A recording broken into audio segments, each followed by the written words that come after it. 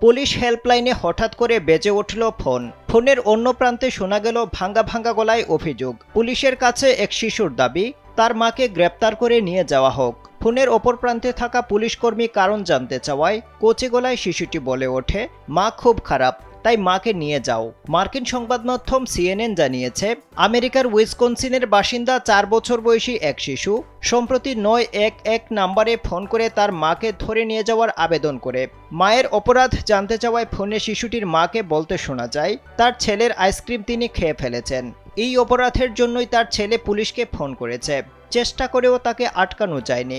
মাকে পুলিশের সঙ্গে কথা বলতে দেখে শিশুটি বলে ওঠে সেই পুলিশকে ফোন করেছে এবং মাকে জেলে ভরে দেওয়ার জন্য অনুরোধ করেছে।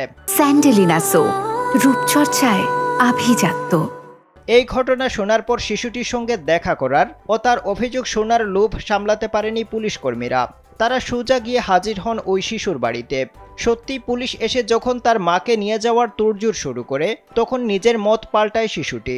মাকে পুলিশের হাতে তুলে দেওয়ার সিদ্ধান্ত থেকে সরে আসে সে। এখানেই শেষ নয়, পরের দিন তার বাড়িতে আবারও হাজির হন পুলিশ সদস্যরা। এবার হাতকড়ার বদলে তাদের হাতে ছিল শিশুটির প্রিয় আইসক্রিম। পুলিশের এমন আচরণের প্রশংসা করেছেন নেটিজেনরা।